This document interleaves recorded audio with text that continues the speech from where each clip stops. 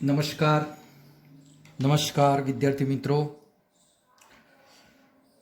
ધોરણ 12 પ્રકરણ 3 પ્રવાહ વિદ્યુત ભૌતિક વિજ્ઞાન ફિઝિક્સ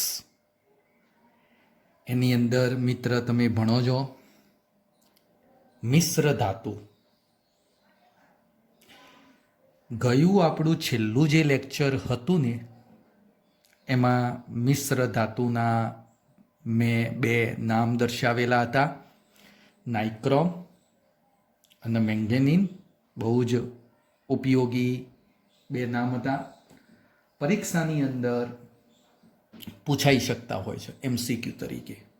ચલો મિત્ર, આજે હું પહેલાં એક આલેખની થોડી ચર્ચા કરું છું.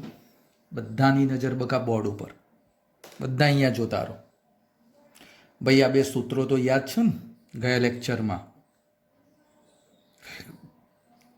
અવરોધકતાનો આ તાપમાન સાથેનો સંબંધ. જેવી રીતે અવરોધકતા બને એ જ રીતે મિત્ર અવરોધ બને. તો અવરોધનો આ તાપમાન સાથેનો સંબંધ જો ભાઈ સ્પષ્ટ બધું જ. આ બે સૂત્રો બહુ જ ઉપયોગી છે દાખલા ગણવા માટે મિત્રો, ખાસ યાદ રાખજો. નેક્સ્ટ લેક્ચરથી આપણે દાખલા શરૂ કરવાના થશે. ચલો આ બાજુ ધ્યાન આપો મિત્ર. આજે મારે અવરોધકતા જુદા જુદા પદાર્થો માટે અને એનો તાપમાન સાથેનો સંબંધ. એક્ઝામ્પલ ફોર ધાતુ તત્વો, સુવાહકો. ચલો મિત્ર, ધાતુ તત્વો માટે અવરોધકતા અને તાપમાનનો સંબંધ કઈ રીતનો બને? ધ્યાનથી જોજો. અવરોધકતા વિરુદ્ધ તાપમાન. તો મિત્ર એનો આલેખ જો હું દોરું ને, અવરોધકતા વિરુદ્ધ તાપમાનનો આલેખ, તો કંઈક આ રીતનો બને છે. આ બકા અવરોધકતા છે, આ તાપમાન છે, અને એનો આલેખ ધ્યાનથી તમે જુઓ ને તો આ રીતનો બને છે. હા, વક્ર છે મિત્ર. એક વસ્તુ ખાસ બરોબર ધ્યાનથી જો ભાઈ. ધાતુ તત્વો માટે અવરોધકતા વિરુદ્ધ તાપમાનનો આલેખ વક્ર બને છે બકા. ઓ ભાઈ મિત્ર, વક્ર બને છે. હવે જો અહીંયા શું થયું, તો જો હું 0 કેલ્વિન તાપમાન લઉં ને તો અવરોધકતા ઇઝ ઇક્વલ ટુ 0 બની જાય. અહીંયા જો બધું 0 0 છે બકા. બીજો એક મુદ્દો બોલો આલેખ ઉપરથી. તાપમાન વધે છે તો અવરોધકતા પણ વધે છે. જો મિત્ર આમ વધતો આલેખ છે, તાપમાન વધે તો અવરોધકતા પણ વધે છે. આ પરિસ્થિતિમાં આલ્ફા, ભાઈ આલ્ફા તો ખબર છે ને, જો આ લખ્યો, હા સાઈડમાં લખેલું જ છે તાપમાન ગુણાંક. આ પરિસ્થિતિમાં આલ્ફા ધન બને. આલ્ફા ધન બને છે. અને બીજી એક બાબત, આ નીચું તાપમાન છે અને આ બાજુ તો ઊંચું તાપમાન. તો નીચા તાપમાને તમને લાઈન જો હું રેડ પેનથી દર્શાવું છું, આ રેડ પેનથી આ લાઈન સીધી આવે. ઊંચા તાપમાને અહીંયા પણ લાઈન સીધી આવશે. એટલે કે નીચા અને ઊંચા તાપમાને આલેખ રેખીય બને છે. નીચા અને ઊંચા તાપમાને આપણો આલેખ રેખીય બની ગયો ભાઈ. નીચા અને ઊંચા તાપમાને મિત્ર આલેખ રેખીય બનતો હોય છે. આ મેં ધાતુ તત્વોની ચર્ચા કરી. હવે ધ્યાન આપજો ભાઈ, સાઈડમાં બીજી એક બાબત દર્શાવું છું. બધાની નજર બોર્ડ ઉપર હો ભાઈ. કોઈની નજર બોર્ડ ઉપરથી ખસવી જોઈએ નહીં. હવે કોઈની નજર બોર્ડ ઉપરથી ખસવી જોઈએ નહીં ભાઈ. હા ચલો બીજી બાબત મિશ્ર ધાતુમાં લેવી છે ભાઈ. મિશ્ર ધાતુના બે નામ તો હવે યાદ રાખશો ને તમે, સાહેબ યાદ ના રાખો ભાઈ. હવે તમારે યાદ રાખવા. પહેલી મિશ્ર ધાતુ બરોબર નાઇક્રોમ. નિકલ, ક્રોમિયમ અને આયન. નિકલ, ક્રોમિયમ અને આયર્ન. અને બીજી મિશ્ર ધાતુ મેંગેનીન. મેંગેનીઝ, કોપર અને નિકલ. જો ભાઈ યાર, હા આ યાદ રાખજો ભાઈ. મેંગેનીન એટલે મેંગેનીઝ, કોપર અને નિકલ. ઓકે. આ બંને મિશ્ર ધાતુઓ માટે અવરોધકતા વિરુદ્ધ તાપમાનનો જો હું આલેખ દોરું તો એ આલેખ મને કંઈક આવી રીતે મળે છે. ધ્યાનથી જોવો ભાઈ, આ રીતે. હા, સૌથી પહેલા તો આલેખ કેવો બન્યો? તો રેખીય બન્યો. બીજી બાબત, મિત્ર, તાપમાન વધે છે, અવરોધકતા પણ વધે છે. જો વધતો આલેખ છે એટલે તાપમાન ગ્રેટર દેન, અવરોધકતા પણ ગ્રેટર દેન, વધે. એનું કહેવાય વધ, ગ્રેટર દેન એટલે. હા, ઓકે. બીજી એક ખાસ બાબત, આમાં 0 કેલ્વિને અવરોધકતા 0 હતી, પરંતુ આ પરિસ્થિતિમાં 0 કેલ્વિન તાપમાન લઉં તો અવરોધકતા ઇઝ નોટ ઇક્વલ 0. અવરોધકતા જો ભાઈ અહીંયા 0 નથી થતી, કંઈક માપ આપે છે મને, અહીંયા નથી, ઉગમ બિંદુ પર નથી આલેખ. અને ત્રીજી બાબત, આલ્ફા આમાં પણ ધન જ મળે. કેમ? તાપમાન વધે, અવરોધકતા વધે એટલે ધન જ મળે. હા, પણ મિત્ર આમાં વધારો જો વક્ર જ, ઝડપી વધારો થાય. આમાં વધારો થાય છે પણ આમ ધીમે ધીમે વધારો થાય. એટલે આમાં વધારો ખરો, પણ કેવો મિત્ર? ધીમે ધીમે વધારો થાય છે. હવે ધ્યાન આપી દો ભાઈ.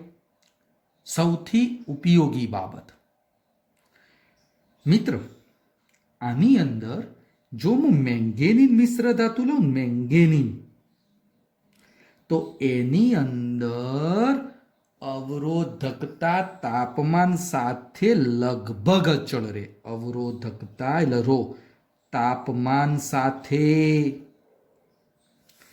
લગભગ અચળ રહેતી હોય છે. આ અવરોધકતા તાપમાન સાથે અચળ રહે એટલે આલેખ આમ લગભગ આમ રેખીય જેવો જ આવે, આમ સીધો આવે. આમાં તાપમાન બદલાય પણ અવરોધકતા ખાસ બદલાતી નથી. પણ કયામાં? મેંગેનીનમાં. ભાઈ આ યાદ રાખજો, મેંગેનીનની અંદર અવરોધકતા તાપમાન સાથે લગભગ અચળ રહેતી હોય છે. એટલે એનો આલેખ જો હું દોરું ને તો આમ આમ સીધી લાઈન આમાં. એટલે આ બાબત મિત્ર બહુ જરૂરી છે. હા, આ મિશ્ર ધાતુ માટે મિત્ર મેં સમજાયું ભાઈ. અને હજી એક ત્રીજો આલેખ પણ મારે દોરવો છે ભાઈ. ઓવો સાહેબ દોરી જ દો ને તા, શું કરવો બાકી રાખો હો. તો ત્રીજો આલેખ જે મિત્ર ખરો એ કોના માટે? તો અર્ધવાહક માટે, અર્ધવાહક પદાર્થો. ચલો ભાઈ, અર્ધવાહક પદાર્થની અંદર અવરોધકતા વિરુદ્ધ તાપમાન કંઈક આ રીતે, આલેખ આ રીતે આવે. અવરોધકતા રો અને તાપમાન ટી. બોલો આમાં થયું શું ભાઈ? શું થયું? તાપમાન વધે, અવરોધકતા ઘટે છે, આમ નીચે આવે છે. તાપમાન વધે, અવરોધકતા ઘટે. બીજી બાબત, આની અંદર આલ્ફા ઋણ બને. યાદ રાખજો, આની અંદર અર્ધવાહકમાં આલ્ફા મિત્ર ઋણ બનતો હોય છે. આલ્ફા ઋણ બનતો હોય છે. તો આ મિત્ર એક બીજો આલેખ અર્ધવાહક માટે. એટલે તમારા આ 3 આલેખો ઓલરેડી તમને ટેક્સ્ટ બુકમાં આપેલા છે, સમજવા જેવા છે. જોજે હો ભાઈ.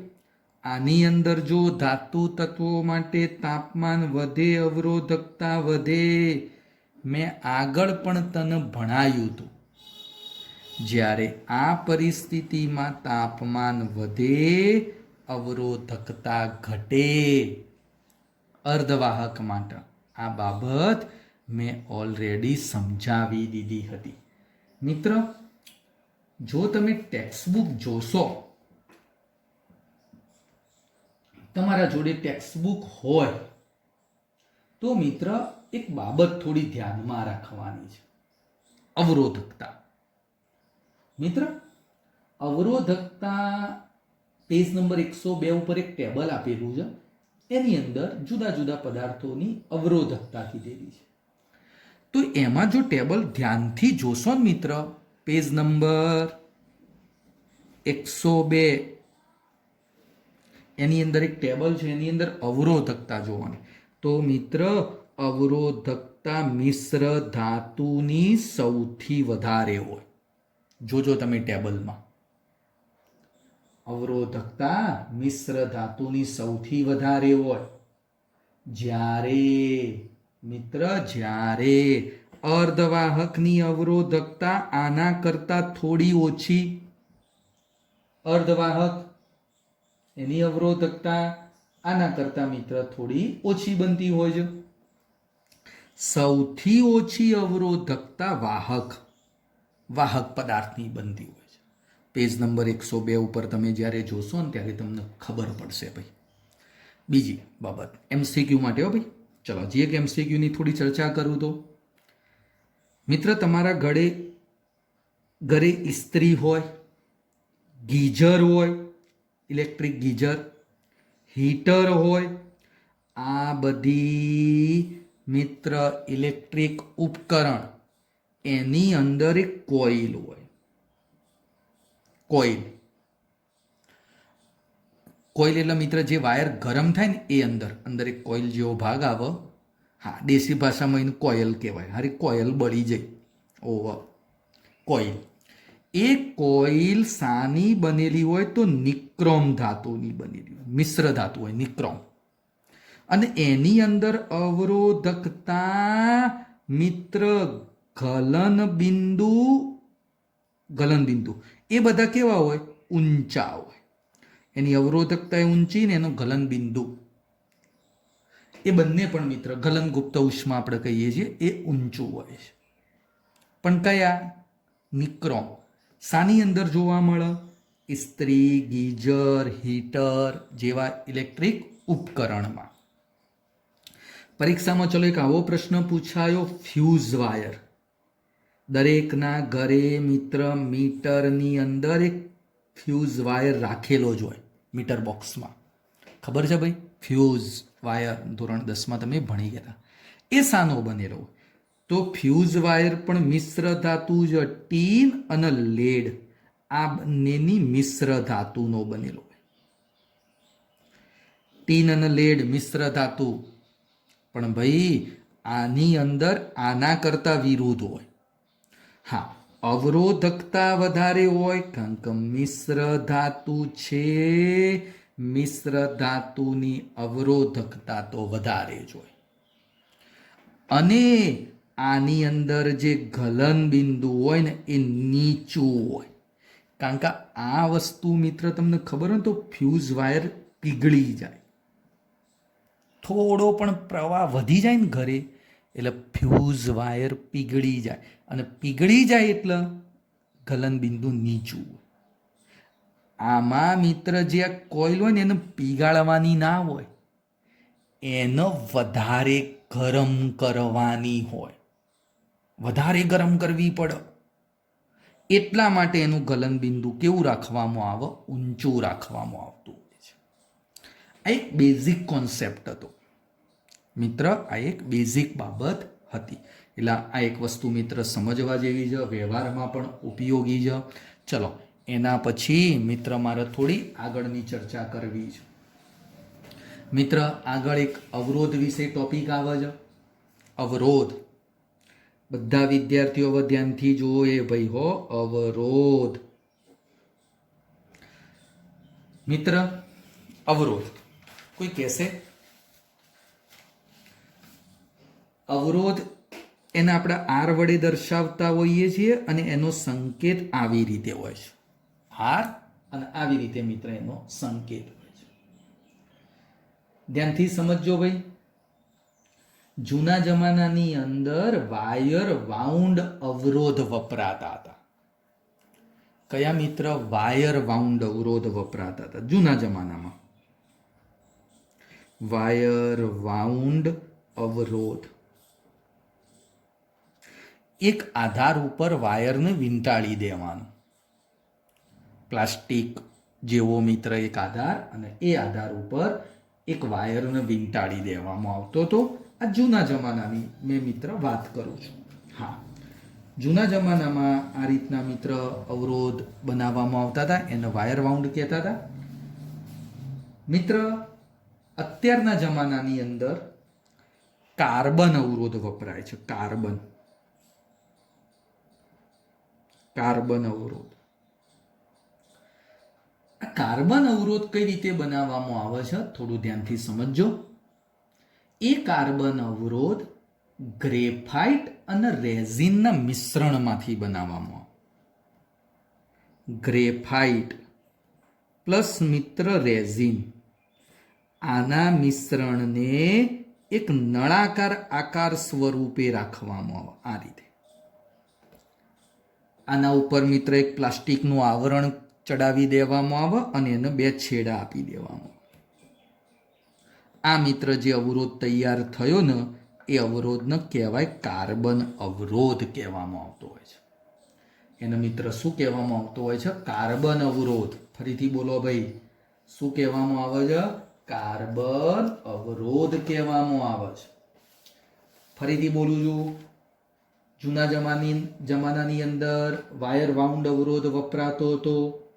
એની અંદર યોગ્ય આધાર, એ યોગ્ય આધાર ઉપર વાયરને આવી રીતે વીંટાળી દેવામાં. માની લા યોગ્ય આધાર એટલે પ્લાસ્ટિકનો એક ટુકડો છે, અને એના ઉપર આ રીતે વાયરને વીંટાળી દે. અને વાયર તરીકે ખાસ કરીને મિશ્ર ધાતુ વપરાતી હતી. કઈ ધાતુ બકા વપરાતી હતી? મિશ્ર ધાતુ. કાર્બન અવરોધ મેં કીધું ગ્રેફાઇટ અને રેઝિનના મિશ્રણમાંથી બનાવવામાં આવે. મિત્ર, એના ઉપર પ્લાસ્ટિક નળાકાર આકાર કરીને એના ઉપર પ્લાસ્ટિકનું આવરણ ચડાવવામાં આવે અને બે છેડા આપી દીધા. પરીક્ષામાં પૂછાય એવો એક પ્રશ્ન, કાર્બન અવરોધનું મૂલ્ય કેટલું હોય? તો 1 ઓહ્મથી 100 મેગા ઓહ્મ સુધીનું હોય. આ યાદ રાખજો ભાઈ, કાર્બન અવરોધનું મૂલ્ય 1 ઓહ્મથી 100 મેગા ઓહ્મ સુધીનું હોય. 1 ઓહ્મથી શરૂ કરી અને 100 મેગા ઓહ્મ સુધીનું કાર્બન અવરોધનું મિત્ર મૂલ્ય હોય છે. ઓકે, હવે ધ્યાન. આ બધું પરીક્ષામાં MCQ સ્વરૂપે. હવે મિત્ર હું એક મોસ્ટ IMP બાબત સમજાવું છું. કાર્બન અવરોધ એની ગણતરી. ચલો ભાઈ, બધા વિદ્યાર્થીઓ અહીંયા ધ્યાન આપ્યો ભાઈ. હા ભાઈ, હું બોલું છું ખબર પડે છે?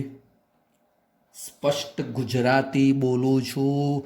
તમારે અલગ નોટ બનાવવાની, એમાં આ બધી બાબતો લખતા રહેવાનું, તો મિત્ર વધારે ખ્યાલ આવશે. અને સ્પષ્ટ ગુજરાતીમાં આપણે ભણાવીએ છીએ. કોઈ વિદ્યાર્થીને મિત્ર ના સમજાય તો કોન્ટેક્ટ કરીને બાબતો સમજી લેવાની. એકદમ ધીમે ધીમે મિત્ર આપણે સમજાવીએ છીએ. ચલો બકા, હવે થોડું ધ્યાન આપો. માની લો આ એક કાર્બન અવરોધ છે બકા. જોજો હવે આ કાર્બન અવરોધ ઉપર 4 કલર, જુદા જુદા કલર, એક હોય તો એ ચાલે, પણ 4 કલરના પટ્ટા આપેલા હોય, અને એ પટ્ટા ઉપરથી કાર્બન અવરોધનું મૂલ્ય નક્કી થાય. એ પટ્ટા ઉપરથી કાર્બન અવરોધનું મિત્ર મૂલ્ય નક્કી થતું હોય. હવે જુઓ કઈ રીતે. માની લો મિત્ર, આ એક ટેબલ પહેલા યાદ રાખવું પડે. હો ભાઈ, ટેબલ એકદમ સહેલું છે. ચલો ભાઈ, પહેલા કલરની વાત કરી દો. કલરનું ખાનું છે. બીજો મિત્ર રંગનું ખાનું છે. ત્રીજું પણ એ રીતે જ છે, અને ચોથું પણ એ રીતે જ છે. હા, ધ્યાનથી જુઓ. મિત્ર કલરનો ક્રમ છે, કલરનો ક્રમ છે. બીજી બાબત પ્રથમ અને દ્વિતીય પટ્ટો છે કલરનો. આ ત્રીજો કલરનો પટ્ટો છે અને મિત્ર આ ચોથો કલરનો પટ્ટો છે. કોઈ વિદ્યાર્થી કહેશે સાહેબ કલરનો ક્રમ કઈ રીતે યાદ રાખવાનો? તો હું બોલી દઉં છું લ્યા, કોકિલા. કોકિલા, હા, કોકિલાનો પાલવ જરા સફેદ છે. હવે કોકિલા કઈ હ એ આપણો પ્રશ્ન નહીં. અમુક તો પાછું એવો જવાબ માંગે સાહેબ કોકિલા કોણ હતી? હા, હવે એ બધું મારે કહેવાની જરૂર નહીં, એ બધું સમજી જવાનું હોય હો ભાઈ. હા, કોકિલાનો પાલવ જરા સફેદ છે. તો કલર કઈ રીતે સાહેબ આમાં સેટ થયું? તો જો હવે એ જ મેન વસ્તુ છે. કો ફોર કાળો રંગ, કાળો રંગ એમાં ચલો એ પછી કહું છું. કાળો રંગ, બીજો કથ્થઈ રંગ, ત્રીજો મિત્ર લાલ રંગ, ચોથો નારંગી રંગ, પાંચમો પ છે એટલે પીળો રંગ, આ મિત્ર લીલો રંગ,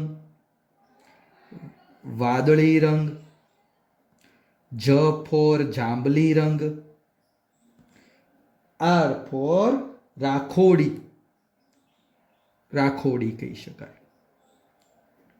ઓકે, હા. તો મિત્ર આવી રીતે રાતો કશો તો એ ચાલશે. અને છેલ્લો તો સફેદ છે જ ભાઈ, સફેદ રંગ.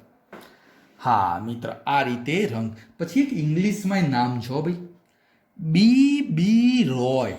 જોજો અહીંયા થોડું રેડ પેનથી લખું છું એટલે તમને થોડો વધારે અંદાજ આવે, પણ આ નામ એટલું યાદ રાખવાની જરૂર નથી. BROY, રોય. ગોઝ ટુ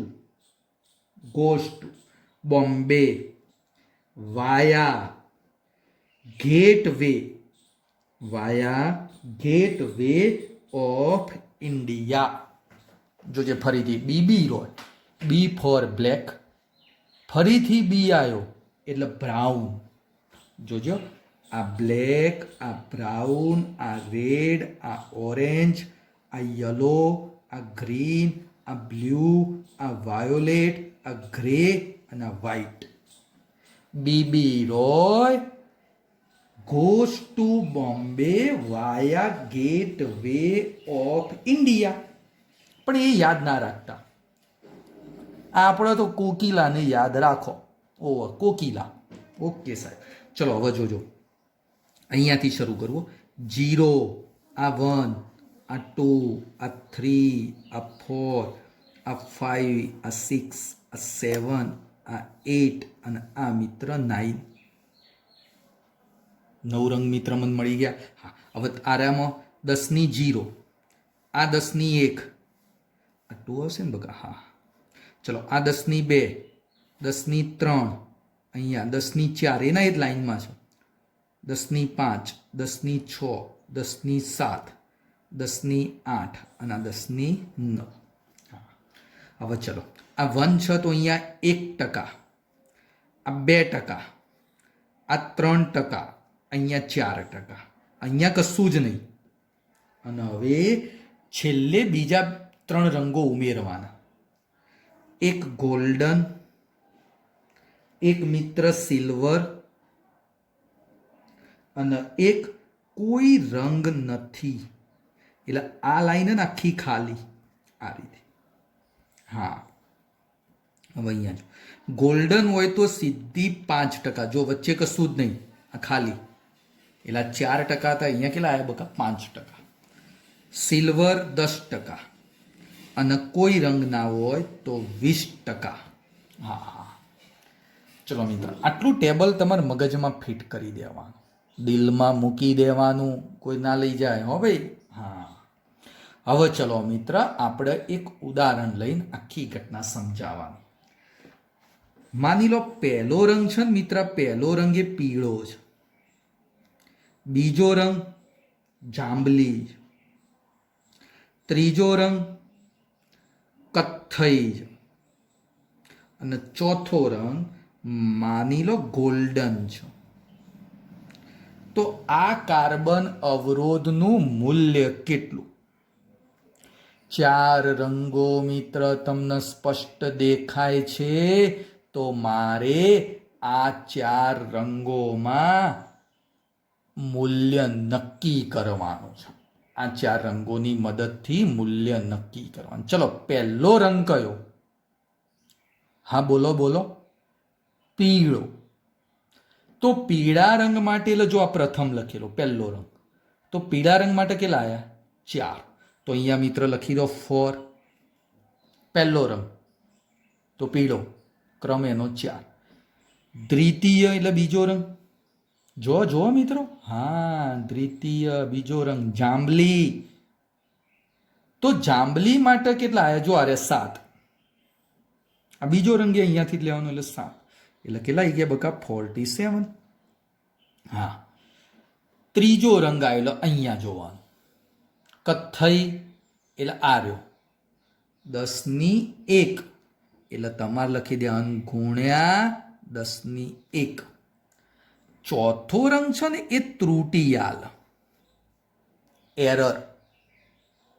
ચોથો રંગ ત્રુટિયાલ. તો મિત્ર ત્રુટિ તમને ખબર હોય ને તો પ્લસ ઓર માઇનસ આવે. ત્રુટિ બકા કેટલી આવે? Plus or minus. ચલો, ચોથો રંગ કયો છે? ગોલ્ડન. તો અહીંયા નીચે જોવો બકા, ગોલ્ડન. કેટલા ટકા ત્રુટિ? 5%. તો તારે અહીંયા કેટલા લખી દેવાનું? 5%. બસ ઓ ભાઈ, બસ. આ મુદ્દો એટલે આપણો અવરોધ થઈ ગયો. આ આપણો અવરોધ થઈ ગયો. 47 ગુણ્યા 10/1 એટલે 470 કહેવાય. પ્લસ ઓર માઇનસ 5% ત્રુટિ થઈ ગઈ. આ મિત્ર અવરોધનું મૂલ્ય કહેવાય. હવે જો, ચાલ એક હજી એક્ઝામ્પલ સમજો. એક બેસ્ટ એક્ઝામ્પલ પરીક્ષામાં ઘણી વખત પૂછાતું હોય. ભારતનો રાષ્ટ્રધ્વજ. ચલો ભાઈ, એટલે પહેલો કેસરી, સફેદ અને લીલો. ચોથો રંગ નથી. કેસરી, સફેદ અને લીલો. ચલો મિત્ર, ચલો, ભારતના રાષ્ટ્રધ્વજના રંગો માટે કાર્બન અવરોધનું મૂલ્ય નક્કી કરો. કેસરી. કેસરી એટલે નારંગી જ કહેવાય હો ભાઈ. નારંગી બોલ, ઓરેન્જ બોલ અને કેસરી બોલ, એક જ વસ્તુ. તો પહેલો રંગ કયો આવ્યો બકા? 3. બીજો સફેદ. જો મિત્ર, કેસરી, સફેદ. તો ચલો, સફેદ માટે દ્વિતીય એટલે 9 થાય, એટલે 39 ગુણ્યા લીલો. જો ભાઈ આર્યો લીલો, ત્રીજો રંગ છે. આ ત્રીજો રંગ છે. ગુણ્યા કેટલા થશે ભાઈ? 10/5. પ્લસ ઓર માઇનસ ચોથો રંગ નથી, અને ચોથો રંગ ના હોય તો ત્રુટિ 20%. એટલે 39 ગુણ્યા 10/5 પ્લસ ઓર માઇનસ 20% ત્રુટિ થઈ ગઈ. આ મિત્ર જવાબ આવી ગયો. આ શું આવી ગયો? જવાબ.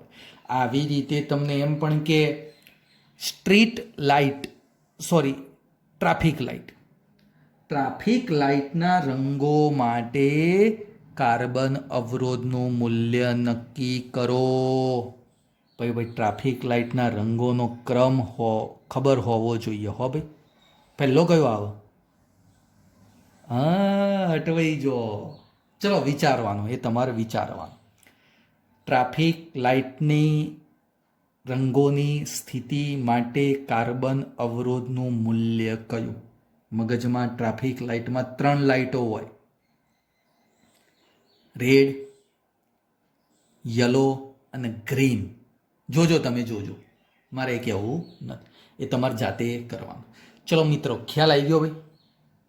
ખ્યાલ આવી ગયો? કાર્બન અવરોધનું મૂલ્ય કઈ રીતે નક્કી થાય? મિત્ર, આજે આટલા સુધી રાખું છું. કોઈ વિદ્યાર્થીને પ્રોબ્લેમ હોય તો મને જણાવી શકે. કોઈ વિદ્યાર્થીને પ્રોબ્લેમ હોય તો મિત્ર મને જણાવી શકે. હું આશા રાખું છું કે મિત્ર તમને બધાને ખબર પડી જઈ હશે. આ ટેબલ થોડું યાદ રાખવાનું, કોકિલા યાદ રાખવાનું. પહેલો બીજો એક જ ખાનામાં આવે, ત્રીજો અલગ અને ચોથો ત્રુટિયાલ. ત્રુટિ એટલે પ્લસ ઓર માઇનસ. ઊંધું એ પૂછાય. ચલો એક દાખલો આ રીતે તમારા ઘરેથી 21 ગુણ્યા 10⁻³ પ્લસ ઓર માઇનસ 10%. ચલો મિત્ર, આવો તમને આપી દીધું અને ઓના માટે કલરનો ક્રમ નક્કી કરો. આ પહેલો રંગ, આ બીજો રંગ, આ ત્રીજો રંગ અને આ ચોથો રંગ.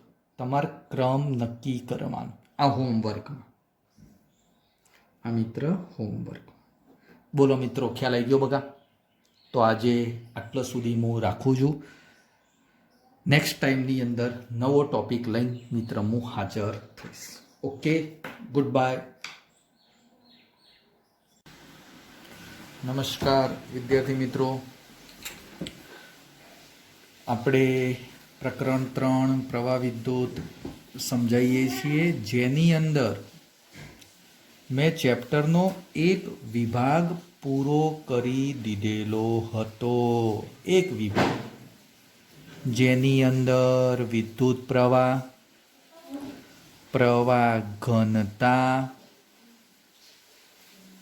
ડ્રિફ્ટ વેગ, મોબિલિટી, આવી ઘણી બધી બાબતો મેં સમજાવી દીધેલી છે. હા, હવે મિત્ર આ જે બધી બાબતો મેં સમજાવેલી છે તેના લગતા ઉદાહરણના દાખલા હું આજે સમજાવું છું. તો ચલો ભાઈ, બધા વિદ્યાર્થીઓ ટેક્સ્ટ બુક અને જોડે જોડે કેલ્ક્યુલેટર પણ રાખો. જોડે જોડે કેલ્ક્યુલેટર પણ મિત્ર રાખવાનું, ટેક્સ્ટ બુક, આ બધી બાબતો ધ્યાનમાં લઈ હવે હું આગળ ઉદાહરણના દાખલા સમજાવું. ચલો ભાઈ, પ્રકરણ 3માં ઉદાહરણ પહેલું, પેલો ઉદાહરણ 3.1. મિત્ર 3.1ના ઉદાહરણમાં શું કીધેલું છે ધ્યાનથી જુઓ ભાઈ. 1.5 એમ્પિયર પ્રવાહનું વહન કરતા, બોલો ભાઈ, પ્રવાહ તમને આપી દીધો 1.5.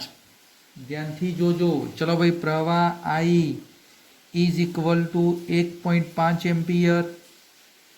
ભાઈ આડછેદનું ક્ષેત્રફળ આપી દીધું, એ બરાબર 10⁻⁷ મીટર સ્ક્વેર. એક ના લખીએ તો ચાલે. હા, ક્ષેત્રફળ ધરાવતા વાહક તારમાંથી વહન પામતા ઇલેક્ટ્રોન માટે ડ્રિફ્ટ ઝડપ એટલે કે ડ્રિફ્ટ વેગ વીડી શોધવાનો કીધેલો છે. બકા શું શોધવાનું કીધેલું છે? ડ્રિફ્ટ વેગ શોધવાનું કીધેલું છે. હા, આગળ મિત્ર તમે જોશો ને તો કોપરની ઘનતા આપી દીધેલી છે. ચલો ભાઈ, કોપર એટલે Cu ની ઘનતા. બોલો ભાઈ કેટલી? તો 9 ગુણ્યા 10⁻³ 10⁻³ કિલોગ્રામ મીટર ઘન. ઘનતા આપી દીધી. અને મિત્ર પરમાણુ દળાંક એટલે પરમાણુ ભાર. ચલો ભાઈ, કોપર એટલે Cu નો પરમાણુ ભાર. બકા પરમાણુ ભાર એટલે m0. બોલો ભાઈ કેટલો આપ્યો? તો 63.5 U. U એટલે તમને ખબર હોય ને તો CGS એકમ કહેવાય, અને CGS એકમ એટલે ગ્રામ કહેવાય. તો પરમાણુ ભાર 63.5 ગ્રામ. ચલો ગ્રામના કિલોગ્રામ ભાઈ, તો 10⁻³ કિલોગ્રામ. અને મારે શોધવાનો વીડી. મિત્ર, ઓ મિત્ર, બરોબર ધ્યાનથી સાંભળ. મારે ધ્યાનમાં લેવાનો છે વીડી. તો સૂત્ર આપણું જે બરાબર એની વીડી. મિત્રમાં જે મળી જાય, સહેલું છે સમજાવું, પણ આમાં અગત્યની બાબત છે ને ભાઈ આ એન. આ એન મિત્ર બહુ જ ઉપયોગી વસ્તુ છે. એન જે ખરું ને મિત્ર એ બહુ જ ઉપયોગી વસ્તુ છે. ચલો ભાઈ, ઓ ભાઈ મને એમ કહેજો, આ ઘનતા શું કહેવા માંગો? આ મિત્ર ઘનતા શું કહેવા માંગે? હા, ધ્યાનથી સાંભળજે, હું એક વખત લખું છું. ભાઈ ઘનતા ડી બોલી દઉં હો ભાઈ. ઘનતા ડી, ઘનતા ડી નહીં, ઘનતા ડી, ઘનતા ડી નહીં, ઘનતા ડી. હા, 9 × 10³ કિલોગ્રામ મીટર ઘન, એટલે કે 1 મીટર ઘન કદમાં, ફરીથી બોલું છું, 1 મીટર ઘન કદમાં દળ કેટલું? તો 9 × 10³ કિલોગ્રામ દળ છે. તો આને આવું લખી દઈએ, 1 મીટર ઘન જો હું કદ લઉં, જો વગર નીચે જ નીચેલું પદ 1 લઈ લો, 1 મીટર ઘન કદ માટે દળ. ચલો દળ એમ બરાબર કેટલું લખી દો? તો 9 × 10³ કિલોગ્રામ. આ મિત્રમાં દળ મળી ગયું. શું મળી ગયું ભાઈ? શું મળી ગયું? દળ. હા, હવે ધ્યાન આપી દો. ઓકે ઓકે મિત્ર, આપણે જાણીએ છીએ અણુભાર જેટલું દળ હોય અથવા પરમાણુ ભાર, અણુભાર પરમાણુ ભાર જેટલું દળ હોય તો પરમાણુની સંખ્યા કેટલી કહેવાય? એવોગ્રેડો અંક જેટલી. એટલે ત્રિરાશિ m0 એટલા આપણા માટે. ચલો પરમાણુ ભાર જેટલા દળ માટે મિત્ર પરમાણુની સંખ્યા કેટલી કહેવાય? એને એવોગ્રેડો અંક જેટલી. તો આપણે મિત્ર કેટલું દળ કહી દીધું? m જેટલા દળ માટે પરમાણુની સંખ્યા સ્મોલ n કેટલી? ચલો ભાઈ, small n is equal two m(na)/m0. હા, બોલ મિત્ર, આ સંખ્યા એટલે શું કહેવાશે? આ સ્મોલ n એટલે શું કહેવાય તમને ખબર? એકમ કદ. હા, જો ભાઈ આર્યું આવી ગયું. એકમ કદ માટેની આ સંખ્યા આવી ગઈ. અને આને આપણે શું બોલતા હતા? સંખ્યા ઘનતા. બકા n બરાબર યાદ હોય તો આવું લખ્યું હતું, એકમ કદ માટેની સંખ્યા. એકમ કદ માટેની સંખ્યા એટલે કે જો બકા એકમ કદ આપણે લઈ લીધું હતું ને 1 મીટર ઘન, એટલે એકમ કદ માટેની મિત્ર મન સંખ્યા મળી ગઈ. આ સંખ્યા ઘનતા આવી ગઈ. સ્મોલ m મિત્ર મન મળી ગયો. ચલો આપણું સૂત્ર ભાઈ લખાવો, J બરાબર NeVD. J બરાબર I/A. ભાઈ ખબર પડે જ, ખ્યાલ આવે છે મિત્ર. આ ઘનતા ઉપરથી મેં દળ લઈ લીધું. કેટલા કદ માટે? એકમ કદ. એકમ કદ માટે દળ. તો મને પરમાણુની સંખ્યા મળી ગઈ સ્મોલ n. આ સ્મોલ n એટલે શું કહેવાય? એકમ કદ માટેની સંખ્યા. ચલો J બરાબર NeVD. J બરાબર યાદ કર I/A n. n એટલે લખી દો ને. ચલો ભાઈ m na નીચે m0, આ E અને આ VD. ચલો ભાઈ VD ને કરતા બનાવી દો. આ VD ને મિત્ર હું કરતા બનાવી દઉં તો લખાઈ દો VD બરાબર, ચલો m0 આ બાદ જાયેલા I/m0 નીચે લખાવો. આ a, આ રહ્યો m, આ na અને E. જો મિત્ર આ VD ને કરતા બનાવી દીધા. I/m0 અહીંયા જ. હવે કિંમતો મુકાઈ દો. ચલો ભાઈ કિંમતો મુકાવો. ઓ ભાઈ કિંમતો મુકાવો. આઈ 1.5, જો ઉપર બગાઈ 1.5 આપી દીધેલું છે પહેલું જ પદ. 1.5 m0, ચલો m0 એ લાર્યું 63.5 ગુણ્યા 10⁻3. ચલો નીચે લખાવો ક્ષેત્રફળ એ આ રહ્યું, જો બગા 10⁻7. ભાઈ ક્ષેત્રફળ એટલે 10⁻7. બોલો એમ એટલે આ રહ્યું 9 ગુણ્યા 10⁻3. ચલો એને કેટલું ભાઈ 6.023 ગુણ્યા 10⁻23 અને છેલ્લું પદ ઈ 1.6 ગુણ્યા 10⁻19. ભાઈ ચલો કેલ્ક્યુલેટર દરેક વિદ્યાર્થી કાઢે, ગણતરી કરો ભાઈ, ગણતરી કરો. બધું સાહેબ ના સમજાવ, પ્રયત્ન કરો હેડો ભાઈ. જો આ 23 અને આ 3 26 અને 19 ને 7 26, એટલે આ ઘાતો નીચે તો બધી ઉડી જ જશે ભાઈ. જો બધી ઘાત એટલે ઘાત તો માત્ર કેટલી વધશે 10⁻3 અને આ બધાનો ગુણાકાર ભાગાકાર કરશો એટલે જવાબ આવશે 1.09 ગુણ્યા 10⁻3. જોજો ભાઈ કેલ્ક્યુલેટરમાં. એટલે આ લગભગ કેટલો કહેવાય તો 1.1 ગુણ્યા 10⁻3 મીટર પર સેકન્ડ. કેટલો જવાબ આવી જશે 1.1 ગુણ્યા 10⁻3 મીટર પર સેકન્ડ મિત્ર મળી જશે. હવે ચલો ભાઈ આમાં એક બીજો દાખલો ફરીથી બોલું છું ભાઈ. જોજો બી વિભાગ ઉપરોક્ત મળેલ ડ્રિફ્ટ ઝડપને સામાન્ય તાપમાને કોપર પરમાણુની ઉષ્મીય ઝડપ અને બીજો સુવાહકમાં આ ડ્રિફ્ટ ગતિ માટે જવાબદાર છે તે વિદ્યુત ક્ષેત્રની પ્રસરણની ઝડપ સાથે સરખામણી કરો. જો પહેલા તો ઉષ્મીય ઝડપ શોધવાની.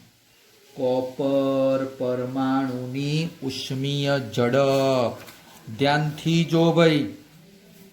ચલો ભાઈ કોપર પરમાણુની ઉષ્મીય ઝડપ ભાઈ આપણે જાણીએ છીએ. શું જાણીએ છીએ? કોપરનો અણુભાર, પરમાણુ ભાર બોલો તો પણ ચાલે બકા. તો લખાવો મને હેડો, મને લખાવો મિત્ર, ધ્યાનથી જોજો. આપણને એક કોપરનું દળ લેવું, એક કોપર પરમાણુનું દળ લેવું, તો ધ્યાનથી જોજો.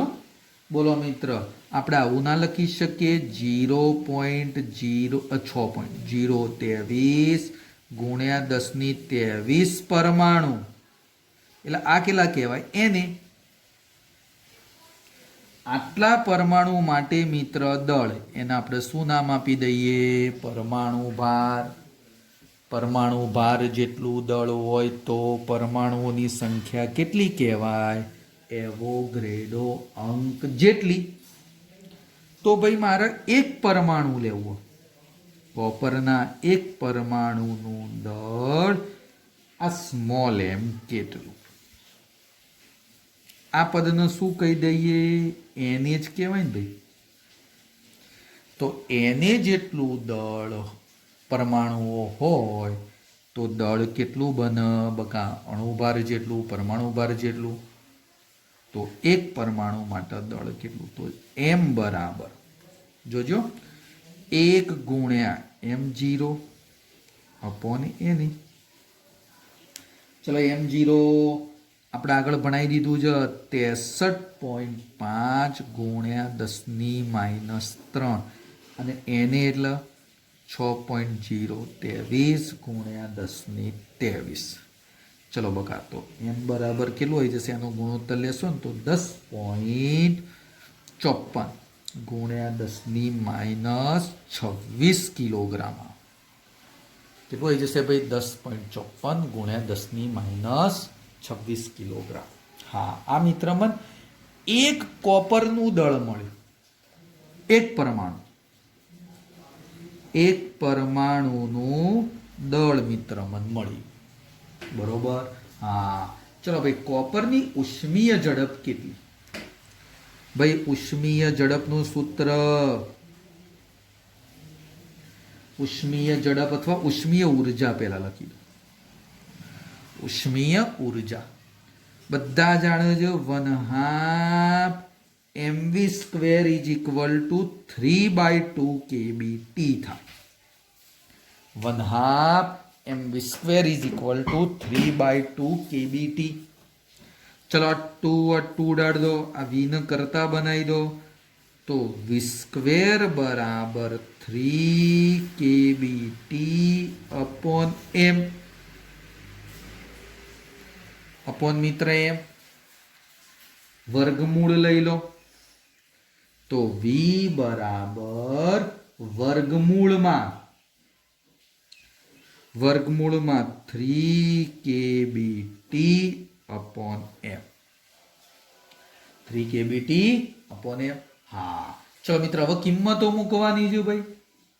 ઓ ભાઈ, કિંમતો મૂકી દો. તાપમાન આપી દીધેલું છે ભાઈ. તાપમાન કેટલું લેવાનું કીધું છે? સામાન્ય તાપમાન. ભાઈ સામાન્ય તાપમાન એટલે 27°C એટલે 27 વત્તા 273 એટલે 300 કેલ્વિન.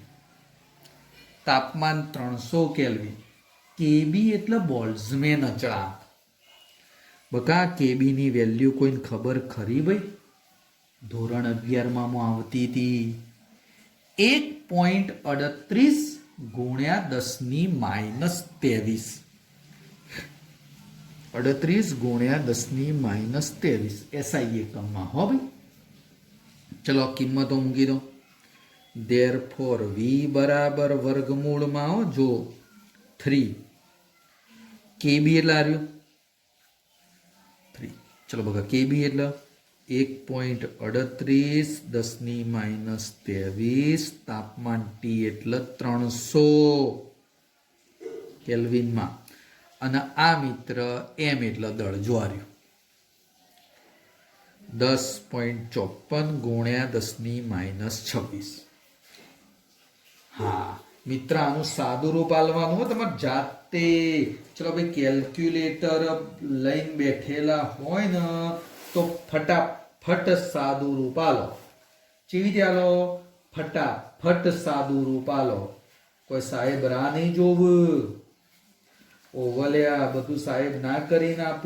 હવે તો જાતે ધ્યાનમાં લે. જાતે ચલ ભાઈ, ફટાફટ સાદું રૂપ આલ. મિત્ર હજી જો ને અમુક તો બેહી રહ્યા. અલ્યા મારે જ ગણતરી કરવાની બધી. ગગન જેમ બેહી રહ્યો. સાદું રૂપાલ, સાદું રૂપાલ ને. હા બરોબર.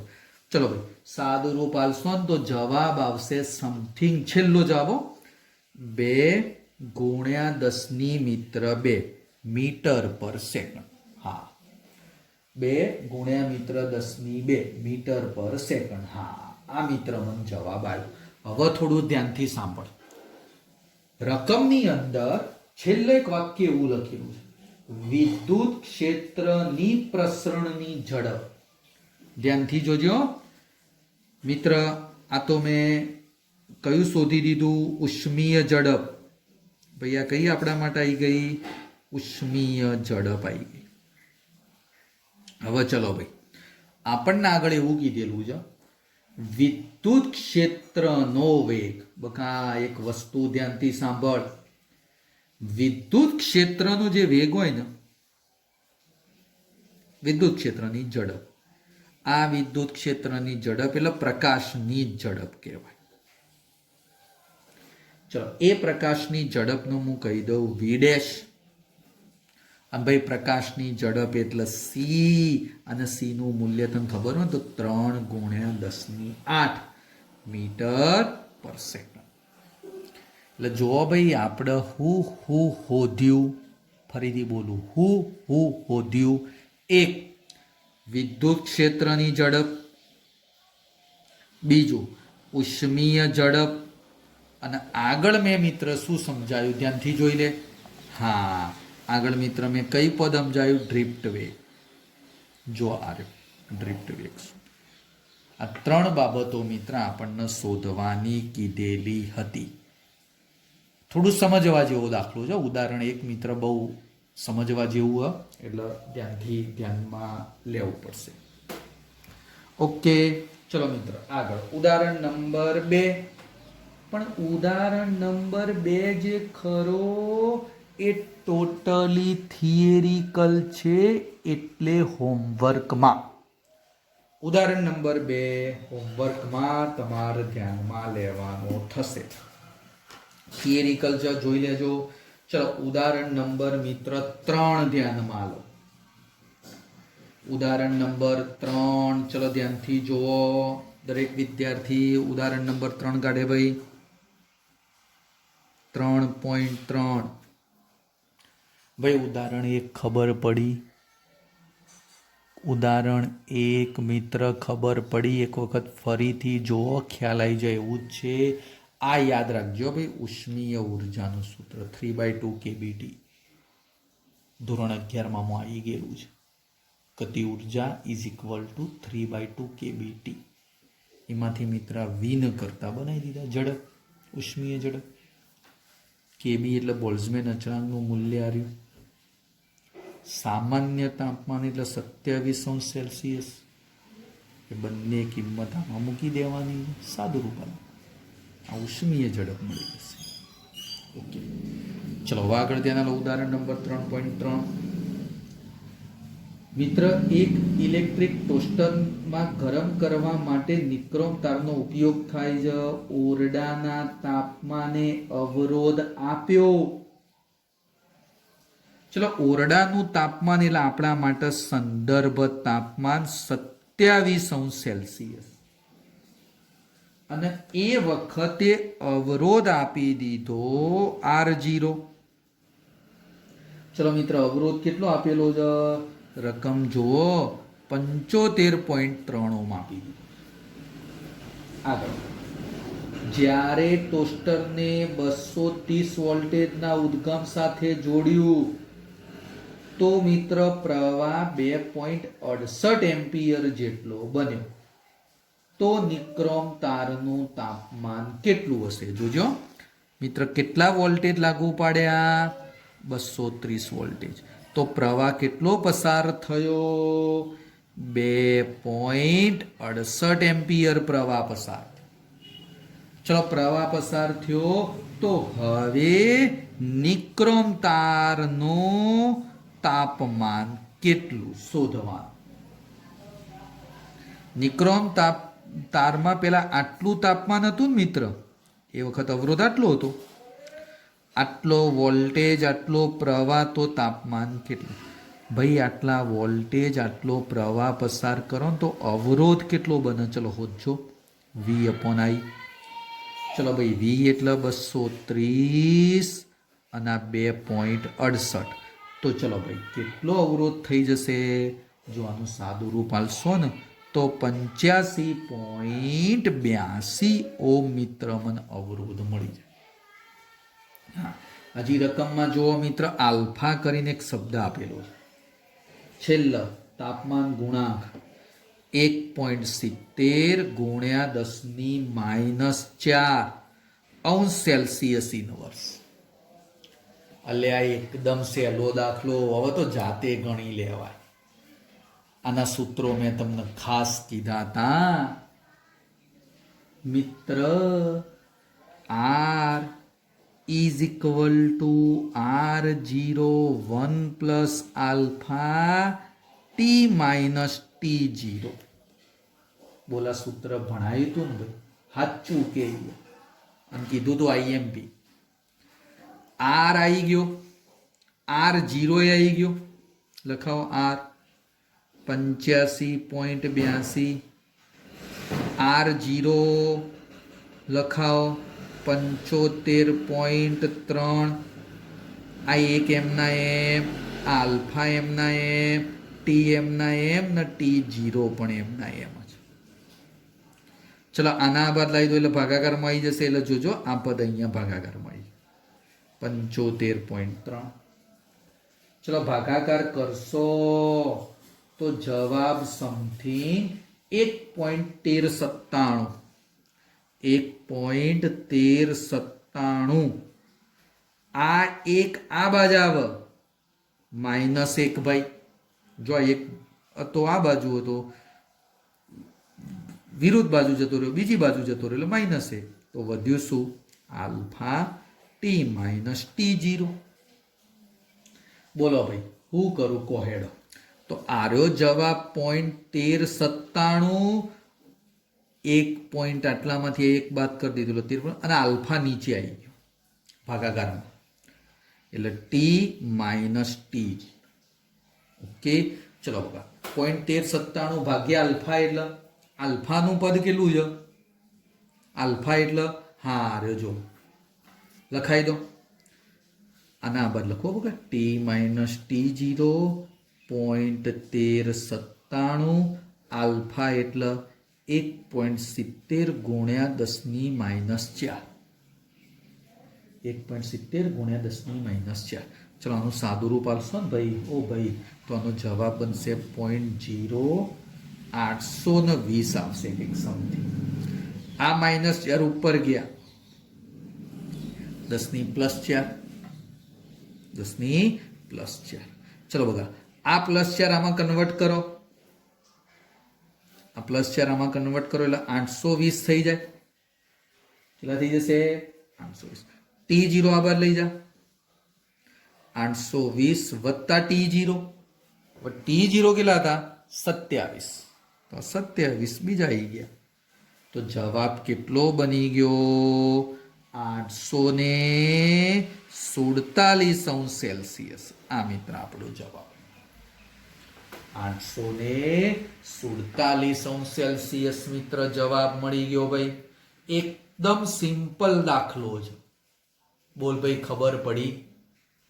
ભાઈ આવા દાખલા આવડતા હોવા જોઈએ. એકદમ સહેલો દાખલો આવડી જાય. એક જ સૂત્ર હ એમાં કિંમતો મૂકી દેવાની, કોઈ જ ફરક નથી. આ આર બનાવી દેવાનો, વી આલ્યો અને આઈ આલ્યો તો આર મળી જાય. એ આર અહીંયા મૂકી દેવાનું. ભાઈ ચલો ઉદાહરણ 4 હવે હો આગળ. આના જેવું જ લ્યા, કોઈ ફરક નહીં. ઉદાહરણ 4 એની ગણતરી જાતે કરવાની છે. હું થોડું સમજાવું છું. મિત્ર તમને એક પ્લેટિનમનો અવરોધ આપી દીધેલો છે, વાયર આપી દીધેલો છે, અવરોધ ને બધું તમને કહી દીધેલું. હવે ધ્યાનથી વાપર. બરફમાં મિત્ર પ્લેટિનમ તાર રાખીએ ને તો એનો અવરોધ 5 ઓહ્મ મળે. એટલે જોજો બરફ. આ બરફ એટલે સંદર્ભ તાપમાન 0°C. એ વખતનો અવરોધ 5 ઓહ્મ. એ વખતનો અવરોધ 5 ઓહ્મ બરફમાં મૂક્યો ત્યારે. પછી મિત્ર એને એવું કીધું વરાળના તાપમાને અવરોધ આપ્યો. બકા વરાળ. ચલો વરાળ એટલે 100°C. એ અવરોધને R1 કહી દઉં. કેટલો આલ્યો ભાઈ? 5.23 ઓહ્મ. કેટલો આપ્યો? 5.23 ઓહ્મ. હા હજી આગળ જો. જ્યારે મિત્ર તેને સમો પેલા એમાં ડુબાડવાનું કીધેલું છે. જો જ્યારે થર્મોમીટર હોટ બાથમાં મિત્ર એ પ્લેટિનમનો એનું જે થર્મોમીટર ને પ્લેટિનમ તારવાળું એને ડુબાડ્યું તો મિત્ર પ્લેટિનમ તારનો અવરોધ, ચલો હવે અવરોધ 5.795 ઓહ્મ બન્યો. તો તાપમાન T2 કેટલું? તાપમાન T2 એટલે હોટ બાથ. હોટ બાથમાં તમે ડુબાડો તો મિત્ર એનું તાપમાન આપણને શોધવાનું કીધેલું છે. હવે જો ભાઈ જોતો રે આ T2 શોધવાનું. ચલ ભાઈ આ સૂત્ર તો આપણને ખબર છે ને. R0 અંદર ગુણી દે. ચલો R0 અંદર ગુણી દેજે. ચલો R0 વત્તા R0 અહીંયા આવો, R0 alpha T minus T0. R0 આ બદલાઈ દો, R minus R0 alpha T minus T0. ચલો વધ્યો જો આ સમીકરણ મિત્ર 2 વખત. જ્યારે તમારું થર્મોમીટર વરાળમાં હોય ત્યારે તો આ સમીકરણમાં R1 સંદર્ભ અવરોધ એના એ જ રે, ના બદલાય. આ ના બદલાય ને અહીંયા તાપમાન કયું આવી જશે? T. R1 અવરોધ તો તાપમાન T1. સમીકરણ 1. આ ક્યારે બકા? વરાળ માટે. હવે હોટ બાથ માટે, ચલો હોટ બાથ માટે અહીંયા કયું આવી જશે? R2 minus R0. R0 alpha તો એમના એમાં T2 માઇનસ T0. સમીકરણ નંબર 2. હા, સમીકરણ નંબર 2. મિત્ર પહેલાનો બીજાનો ખાલી ગુણોત્તર દર્શાય. 1/2. ચલો અહીંયા લખાઈ દે ભાઈ, 1/2 લખાવજે. યાદ કર, R1 minus R0 alpha T1 minus T0 ભાગ્યા, તો આ બાજુએ ભાગ્યા. આ કયું બને?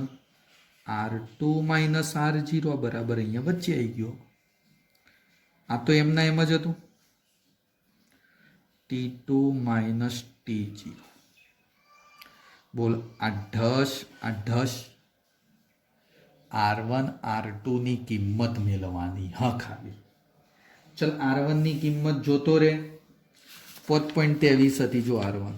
R2 કેટલી? 5.23 ને 5.795. પેલી 5 હતી R0. 5.23 minus 5, 5.795 minus 5.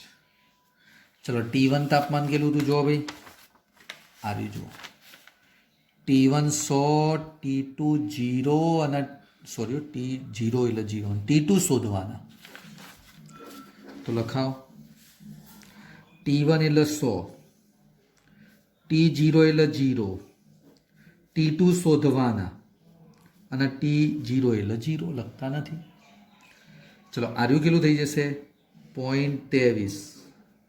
આ 0.795, આ 100, આ T2. ચલો ભાઈ આનું સાદું રૂપ તો આપી દે ને. લે હવે બધું લે સાહેબ.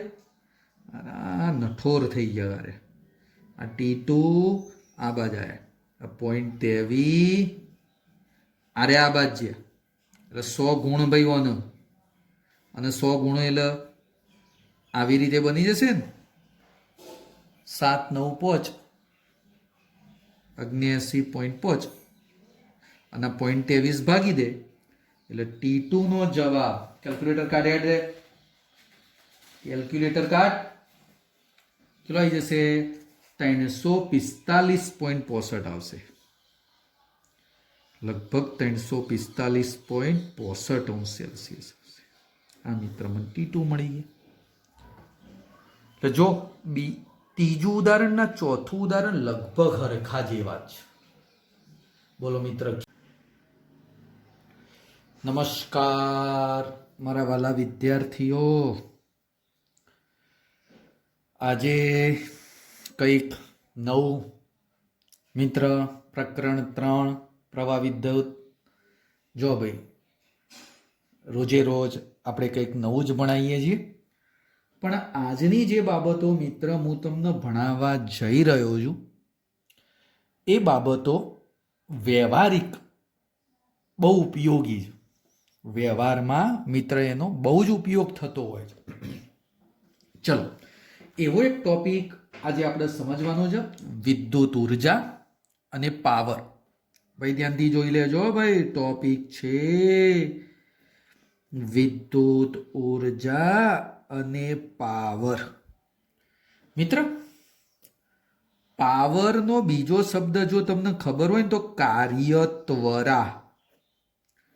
પાવરનો બીજો શબ્દ મિત્ર તમને ખબર હોય ને તો કાર્યત્વરા પણ કહી શકાતો હોય છે. હા, ચલો ભાઈ હવે થોડું ધ્યાનથી સમજજો હો. આ વિદ્યુત ઉર્જા શું છે અને પાવર એ પણ શું છે આપણે સમજીએ. ભાઈ તમે આ એક વાહક દર્શાવ્યો. હા સાહેબ, અમે એક વાહક દર્શાવી દીધો. વાહકના બે છેડા એ અને બી મિત્ર. હજી બીજું દર્શાવું તો અહીંયા ધન સ્થિતિમાન છે, અહીંયા ઋણ સ્થિતિમાન છે. જો પ્લસ વીએ માઇનસ વીબી. ઓકે ઓકે મિત્ર, પહેલા તો મને એમ કહો, આ ધન સ્થિતિમાન વીએ ગ્રેટર દેન વીબી આવે. મને એટલું કહો કે ભાઈ આ બે છેડા વચ્ચે વિદ્યુત સ્થિતિમાનનો તફાવત કેટલો હશે? તો લખી દઉં છું ભાઈ, આ બે છેડા વચ્ચે વિદ્યુત સ્થિતિમાનનો તફાવત ધારો કે વી. જો ભાઈ વિદ્યુત સ્થિતિમાનનો તફાવત વી બોલ્યો અને વી બરાબર વીએ માઇનસ વીબી. વીએ માઇનસ વીબી બને. હા, આ વધારે સ્થિતિમાન હતું એમાંથી આ ઓછું સ્થિતિમાન બાદ કરી દીધું, એટલે આ રીતે મને વિદ્યુત સ્થિતિમાનનો તફાવત મળી ગયો. હવે ધ્યાનથી જો ભાઈ, તમને મેં આગળ કીધેલું હંમેશા વિદ્યુત પ્રવાહ ધન સ્થિતિમાનથી ઋણ સ્થિતિમાન તરફ મળે. માની લો મિત્ર અહીંયા પ્રવાહ આ રીતે, હા પ્રવાહી મિત્ર મને આ રીતે મળે છે. આ વધારે સ્થિતિમાનથી ક્યાં મળ્યું મિત્ર? ઓછા સ્થિતિમાન તરફ. અને આ પ્રવાહ દરમિયાન ધારો કે ડેલ્ટા ક્યુ જેટલો વિદ્યુત ભાર ગતિ કરે. જો ભાઈ ધન છે, ઋણ બાજુ ખસજ. સમજ? હા, ચલો મિત્ર, તો અહીંયા હું લખી દઉં કે ડેલ્ટા ક્યુ જેટલો વિદ્યુત ભાર એથી બી તરફ ગતિ કરે છે ભાઈ. હા, ચલો ભાઈ ધ્યાનથી જોજો. ડેલ્ટા ટી સમયમાં ડેલ્ટા ક્યુ જેટલો વિદ્યુત ભાર એથી બી તરફ મિત્ર શું કરે છે? ગતિ કરે છે. ડેલ્ટા ક્યુ જેટલો વિદ્યુત ભાર જો મિત્ર આકૃતિમાં સ્પષ્ટ દેખાય છે. એથી બી સુધી મિત્ર ડેલ્ટા ટી સમયમાં જાય છે. કોઈ કહી શકે ભાઈ એ પાસે મારે સ્થિતિ ઉર્જા લખવી છે. એ પાસેની સ્થિતિ ઉર્જા એટલે યુ, અને યુ બરાબર તને ખબર હોય તો ક્યુ વી લખતા હતા. યાદ કર, યુ બરાબર ક્યુ વી. તો એ પાસેની સ્થિતિ ઉર્જા છે તો યુ એ. બોલ કેટલો વિદ્યુત ભાર હતો? ડેલ્ટા ક્યુ. અને એ પાસેનું સ્થિતિમાન કયું હતું? વી એ. આ જ રીતે બી પાસે વિદ્યુત સ્થિતિ ઉર્જા એટલે યુબી. બોલ મિત્ર ડેલ્ટા ક્યુ જેટલો વિદ્યુત ભાર હવે કયા બિંદુ પાસે આવી ગયો? બી પાસે, એટલે વીબી. મને એટલું કહો ભાઈ, સ્થિતિ ઉર્જાનો ફેરફાર લખવો છે. અહીંયા ધ્યાન આપી દો દરેક વિદ્યાર્થી મિત્રો. સ્થિતિ ઉર્જાનો ફેરફાર, સ્થિતિ ઉર્જાનો ફેરફાર એટલે કે ડેલ્ટા યુ. બકા સ્થિતિ ઉર્જાનો ફેરફાર એટલે અંતિમ સ્થિતિ ઉર્જા માઇનસ પ્રારંભિક. અંતિમ સ્થિતિ ઉર્જા માઇનસ પ્રારંભિક સ્થિતિ ઉર્જા. બોલો ભાઈ, અંતિમ કઈ લખવું? આકૃતિ જુઓ, બરોબર બોર્ડ ઉપર જુઓ. એ થી બી સુધી આવ્યો વિદ્યુતભાર. ફરીથી બોલું છું, એ થી બી સુધી આવ્યો તો અંતિમ સ્થિતિ ઉર્જા એટલે બી પાસે. અંતિમ સ્થિતિ ઉર્જા એટલે મિત્ર બી પાસેની. પ્રારંભમાં અહીંયા હતો, છેલ્લે અહીંયા આવ્યો, તો અંતિમ સ્થિતિ ઉર્જા એટલે બી પાસેની. બોલો મિત્ર, બી પાસે સ્થિતિ ઉર્જા એટલે યુબી, પ્રારંભિક હતી યુએ. ચલો હવે લખાવો યુબી. યુબી એટલે ડેલ્ટા ક્યુ વીબી, આ બાજુ ડેલ્ટા ક્યુ વીએ. એમાંથી ડેલ્ટા ક્યુ કોમન કાઢી દઉં. ડેલ્ટા ક્યુ એટલે વીબી માઇનસ વીએ. હા, ચલો હવે ધ્યાનથી જુઓ બકા. ડેલ્ટા ક્યુ અહીંયા ધ્યાન આલ સાહેબ, આ પદ જોજો અહીંયા જો, આ ખૂણામાં છેલ્લે. હા, આ શું હતું? V A minus V B is equal to V. અને અહીંયા શું છે? V B minus V A. આના કરતા ઊંધું છે, ઊંધું છે, ઊંધું છે. અને ઊંધું હોવાથી મેં માઇનસ વી લખ્યા. મેં મિત્ર કેટલા લખ્યા? Minus V. ચલો લખાવો તો ડેલ્ટા યુ બરાબર માઇનસ, બોલો શું લખું? વી ડેલ્ટા ક્યુ લખી દીધો. આ મને સ્થિતિ ઉર્જાનો ફેરફાર મળ્યો. આ મિત્ર મને શું મળ્યું? સ્થિતિ ઉર્જાનો ફેરફાર. હવે ધ્યાન આપો, તમે બધા જાણો છો ઉર્જા સંરક્ષણનો નિયમ. ઉર્જા સંરક્ષણના નિયમમાં ગતિ ઉર્જા વત્તા સ્થિતિ ઉર્જા ઇઝ ઇક્વલ ટુ કુલ ઉર્જા લખાય. પરંતુ ગતિ ઉર્જાનો ફેરફાર સ્થિતિ ઉર્જાનો ફેરફાર બોલું તો 0 બને. ગતિ ઉર્જાનો અને સ્થિતિ ઉર્જાનો ફેરફાર બોલો ને તો એ 0 બને. કારણ કે મિત્ર કુલ ઉર્જા તો અચળ રહે, અને કુલ ઉર્જા અચળ રહેતી હોય તો ફેરફાર થાય ખરો? ફેરફાર કુલ ઉર્જામાં થાય નહીં. કુલ ઉર્જાનો ફેરફાર તો 0 જ બને બગા, અચળ રહે એટલે. હા, તો ચલો ગતિ ઉર્જાનો ફેરફાર લખવો હોય તો માઇનસ ડેલ્ટા યુ લખાય. આ ડેલ્ટા યુ આ બાજ આયા, માઇનસ થઈ ગયા.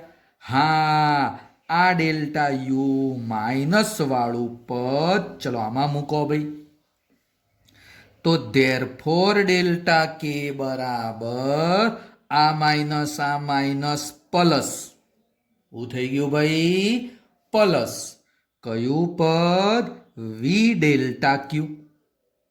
આ મિત્ર મન મળી ગયો ગતિ ઉર્જાનો ફેરફાર. હવે ધ્યાન આલ મિત્ર, જ્યારે તારો વિદ્યુતભારામ અંદર વાહકમાં ગતિ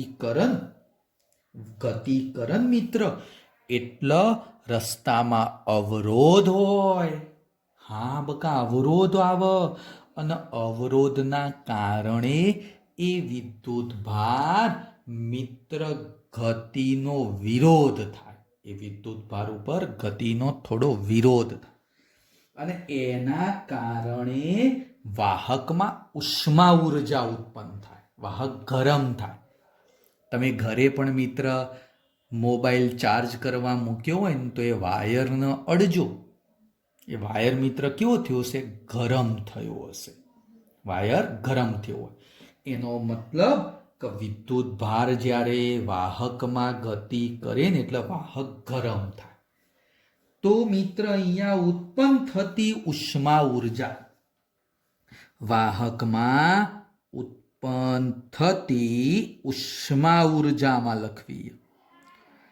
મિત્ર ઉત્પન્ન થતી ઉષ્મા ઉર્જા એટલે ચલો ડેલ્ટા ડબલ્યુ લખી દઉં. એ ગતિ ઉર્જાના ફેરફાર જેટલી બને. જો ગતિ ઉર્જાનો ફેરફાર જ ના થાય તો કોઈ ઉષ્મા ઉર્જામન મળે નહીં, કોઈ ઉષ્મા ઉર્જા ઉત્પન્ન થાય જ નહીં. એટલે કે ગતિ ઉર્જાના ફેરફાર જેટલી ઉષ્મા ઉર્જા ઉત્પન્ન થાય. ઓકે, તો લખાવો ડેલ્ટા ડબલ્યુ. ચલો ડેલ્ટા કે એટલે આપણે ભણાવી દીધું વી ડેલ્ટા ક્યુ, વી ડેલ્ટા ક્યુ. પણ ભાઈ ઓ ભાઈ આ પદ જો સાહેબ પ્રવાહી ડેલ્ટા ક્યુ જેટલો વિદ્યુતભાર કેટલા સમયની વાત હતી? ડેલ્ટા ટી સમયની વાત. તો પ્રવાહનું સૂત્ર કયું બનશે? આઈ બરાબર delta Q by delta T. તો ડેલ્ટા ક્યુ બરાબર આઈ ડેલ્ટા ટી લખાય. શું લખાય? I delta T. ચલ આ પદામાં મુકાવો. ધેરફોર ડેલ્ટા ડબલ્યુ એટલે વી, ડેલ્ટા ક્યુ એટલે આઈ ડેલ્ટા ટી મિત્ર થઈ જશે. હા, હવે ધ્યાન આલ દે. આ ઉત્પન્ન થતી ઉષ્મા ઉર્જા ડેલ્ટા ટી સમયમાં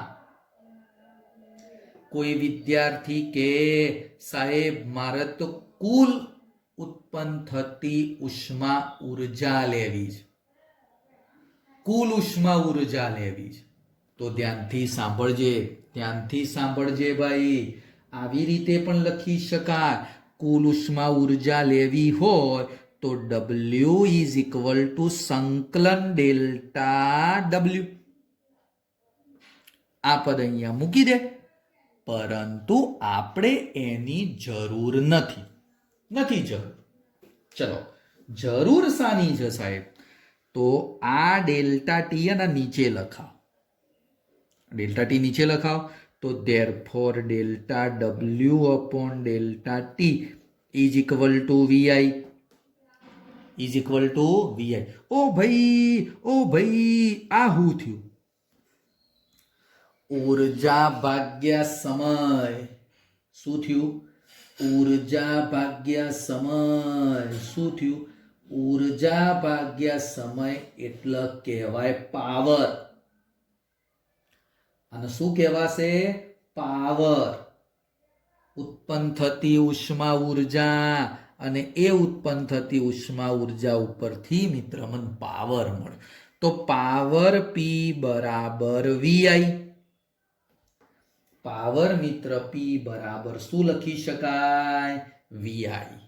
ઓકે, હજી જુઓ ધ્યાનથી મિત્ર, બરોબર ધ્યાનથી સમજ, ધ્યાનથી સમજ. હું શું કહેવા માંગુ છું એ વિચારવાનું છે તારે. હા, કોઈ વિદ્યાર્થી કે સાહેબ કે અવરોધ, આ વાહક તારમાં શું હોય? અવરોધ R. તો R બરાબર ઓહમનો નિયમ V upon I. એમાંથી સાહેબ V ન કરતા બનાવો તો RI. V બરાબર IR અથવા તો RI. ચલ આ પદ આમાં મુકાવો. તો P બરાબર V ની જગ્યાએ IR અને બીજો I એટલે કે I સ્ક્વેર R. હા, P બરાબર I સ્ક્વેર R. P બરાબર VI. અને જીએ ધ્યાન આલ, જીએ ધ્યાન આલ. હા, જી ધ્યાન આલ. મિત્ર કોઈ કે I ન કરતા બનાવીએ તો I બરાબર V બાય R. ચલો બકા I પદ આમાં મૂકજો, આમાં મુકાવો ભાઈ, આમાં મુકાવો. I બરાબર V બાય R.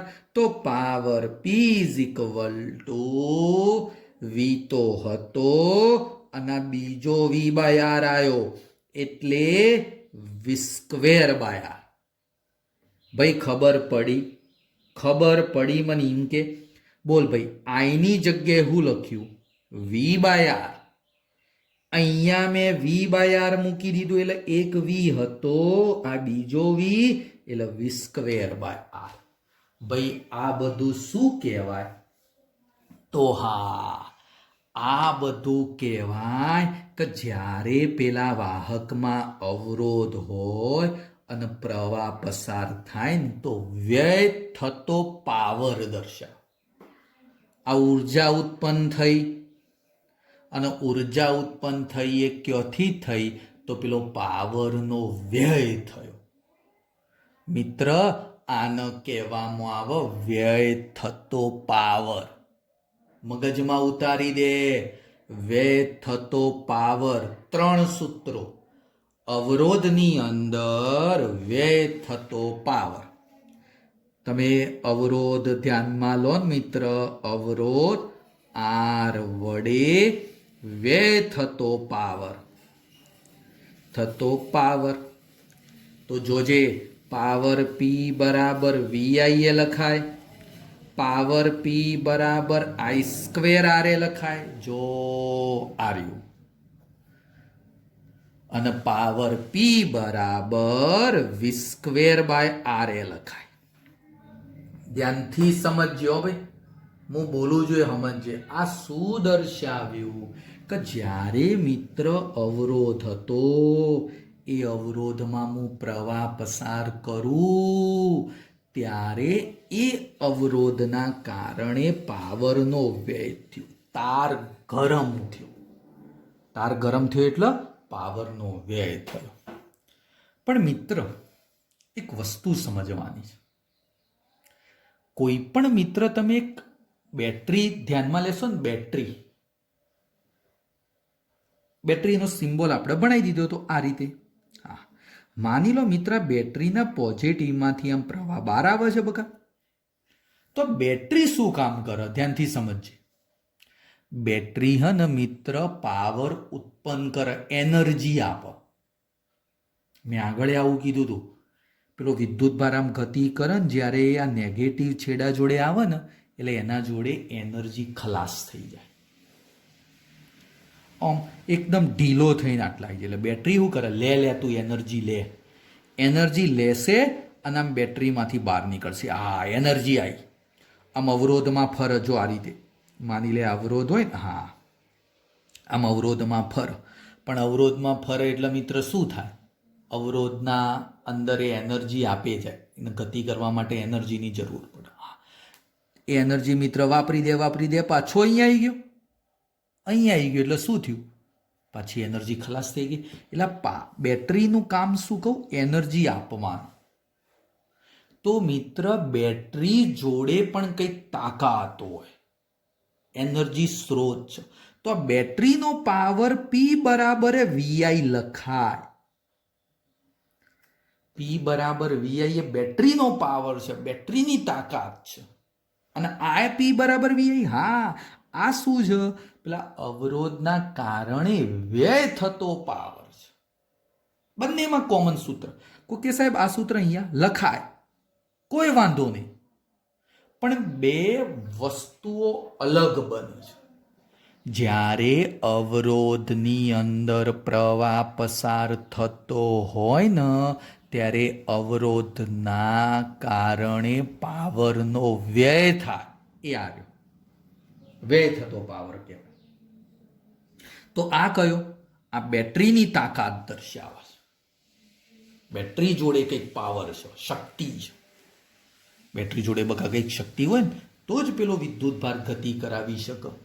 એટલે બેટરીનો પાવર છે અને આ પાવર વ્યય થતું છે. ભાઈ ખબર પડી? ખબર પડી ભાઈ? બે પાવર હું તને કહું છું, એક બેટરીની તાકાત અને એક અવરોધમાં વ્યય થતો પાવર. બે શબ્દો બહુ જ અગત્યના છે. ઓકે, ચલો મિત્ર, હવે ધ્યાન આપજો. આવી રીતે ઉર્જા એ બને. કોઈ કે સાહેબ ઉર્જા? જો હું તને ઉર્જાની વાત કરું, બકા પાવર એટલે હમણાં ભણાય ઉર્જા ભાગ્યા સમય. તો ઉર્જાની વાત કરવી હોય તો પાવર ગુણ્યા સમય. ચલ, પાવર પી બરાબર આ પદો મૂકી શકાય. પહેલું સૂત્ર વીઆઈટી લખાય. આ ઉર્જા થઈ ગઈ, વ્યય થતી ઉર્જા. બીજું આઈ સ્ક્વેર આર ટી, આ વ્યય થતી ઉર્જા લખાય. એવી રીતે આ પદ અહીંયા મૂકો તો એ વ્યય થતી ઉર્જા મળે. બોલ, મગજની બે બારીઓ ખુલ્લી રાખી.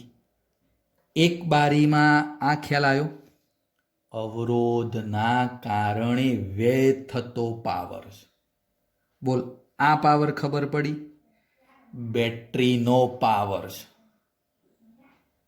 બેટરીનો પાવર. હા, ચલો બંનેમાં એકમ સેમ આવો. ભાઈ પાવરનો એકમ એટલે પાવર એકમ. ભાઈ પાવરનો એકમ એટલે જો આના ઉપરથી વોલ્ટેજ ઇન્ટુ મિત્ર પ્રવાહ એમ્પિયર. બોલ, આના ઉપરથી ઉર્જા ભાગ્યા સમય જૂલ પર સેકન્ડ, અને એના આપણે બોલતા હતા વોટ. એના આપણે મિત્ર શું બોલતા હતા? વોટ બોલતા હતા. એના મિત્ર આપણે વોટ કહી શકતા હતા. જો તને જે મિત્ર અલગ રીતે સમજાવું. ઘરે મિત્ર તમારે ટ્યુબલાઇટ, એ ટ્યુબલાઇટ નાની હોય અને મોટી હોય તો પ્રકાશ ઉત્પન્ન કરવાની શક્તિ ઓછી હોય ને વધારે હોય. માની લે એક ટ્યુબલાઇટ કે જે 5 વોટની છે અને એક બીજી ટ્યુબલાઇટ જે 20 વોટની છે. એક 5 વોટની છે ને 20, તો આ 5 વોટ એટલે કયો પાવર? એ પાવર એટલે આપણી શક્તિ, તાકાત. એ પાવર એટલે ટ્યુબલાઇટની શક્તિ, તાકાત. મગજમાં ફિટ કર બકા. એ પાવર એટલે ટ્યુબલાઇટની તાકાત છે, શક્તિ છે. કા પ્રકાશ 5 વોટ એટલે થોડોક જ ઉત્પન્ન કરે. આ ટ્યુબલાઇટની તાકાત 20 વોટની છે તો આનો પ્રકાશ કેવો મળશે મિત્ર? મને વધારે. એ એનો શક્તિ, તાકાત દર્શાવે, પાવર દર્શાવે. ઘરે મિત્ર જોજે ધ્યાનથી, ટ્યુબલાઇટ હોય તેના ઉપર લખેલું હોય કે ભાઈ 5 વોટની છે કે 25 વોટની છે.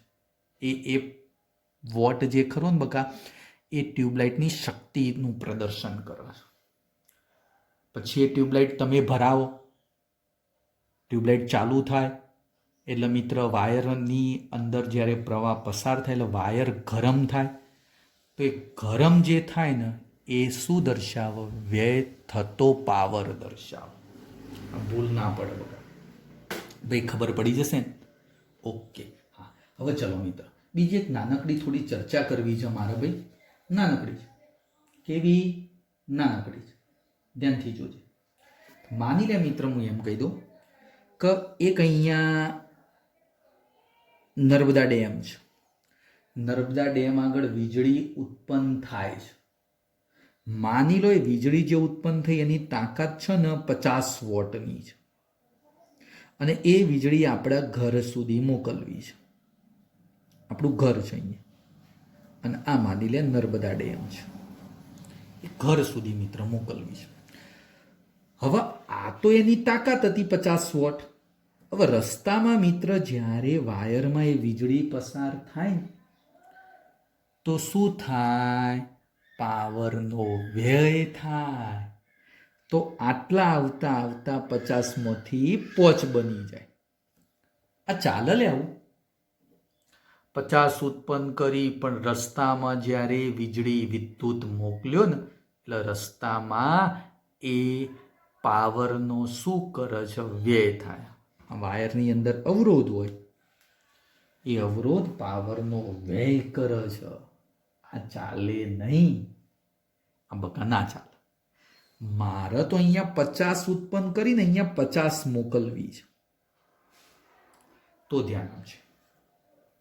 એનો મતલબ ભાઈ આ પાવર કેવો રાખવો છે? અચળ. પી અચળ રાખવો છે. અને પી સી બોલી દઉં ને, ચલો એનો વ્યય થતો પાવર કહી દઉં. પીસી શું કીધું? વ્યય થતો પાવર. અને પી લખાયો એ વીજળી જે ઉત્પન્ન થઈ એની તાકાત, શક્તિ છે. એ મારે અચળ રાખવી.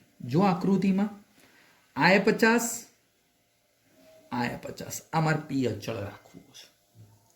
તો ચલો ભાઈ, વ્યય થતો પાવરનું સૂત્ર આ રહ્યું. I²R વાળું લખું તો PC is equal to I²R. PC is equal to I²R. પણ આઈ બરાબર શું લખાય? આઈ બરાબર લખવું હોય તો વી બાય આર લખાય. તો ચલો બકા, આ પીસી અહીંયા બની જશે V square by R square into R. ચલ એક આર, આ એક આર જતો રહ્યો. શું થયું બકા? એક આર કાઢી દીધો. તો પીસી ઇઝ ઇક્વલ ટુ કયું પદ બની ગયું? વી સ્ક્વેર બાય મિત્ર આર.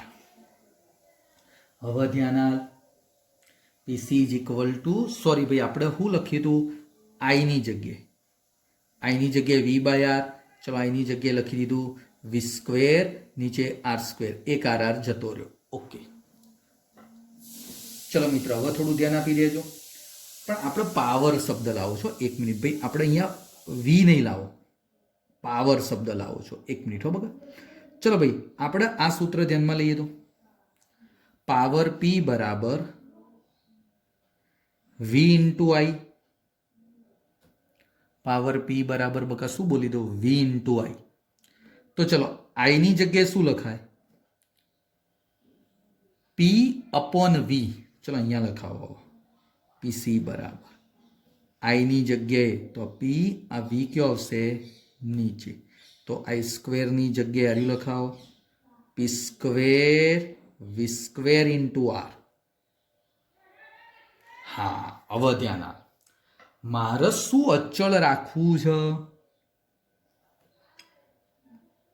પી. બોલો બકા, પી અચળ. હા, બોલા તારનો અવરોધ જે હોય એ બદલી શકાય નહીં, એટલે અવરોધ એ અચળ. તો પીસી ચલે છે 1/v². આ ઉપયોગી ઘટના બની. પીસી ચલે છે 1/v². એટલે વોલ્ટેજ જેટલા ઊંચા લો, આ વોલ્ટેજ જેટલો વધારે લઉં એટલો વ્યય થતો પાવર ઘટે. આ વોલ્ટેજ છેદમાં મિત્ર વધારે લો તો આ બાજુ પાવર કેવો થાય? ઘટી જાય. એટલે જો મિત્ર તમે ડેમ ઉપર ગયા હોય ને તો એ જગ્યા આગળથી વીજળી આપણા ઘર સુધી મોકલવામાં આવે. ડેમ ઉપરથી વીજળી આપણા ઘર સુધી મોકલવામાં આવે. એ વખતે એ જે લાઈન જતી હોય ને વાયર, એમાં વોલ્ટેજ બહુ ઊંચા હોય. જેટલા વોલ્ટેજ તમે વધારે રાખશો ને એટલો પાવરનો વ્યય કેવો થાય મિત્ર? ઘટે. આ એક એક્ઝામ્પલ છે મિત્ર, ખાસ કોઈ એટલું અગત્યનું નથી, પણ એક સમજવા જેવી વસ્તુ છે. બોલ મિત્ર, ચિત્ર ખબર પડી? પાવર બે રીતના હોય. વ્યય થતો પાવર એ આવે, અને હના કારણે વ્યય થાય અવરોધના. અને બીજી બાબત શક્તિ, તાકાત, એ પણ શું દર્શાવે? પાવર જ દર્શાવતો હોય. બોલો ભાઈ, ખબર પડી? ધ્યાનથી એક વખત જોઈ લો, વિચારી લો. જો બકા, આ બે બિંદુ આગળનું મેં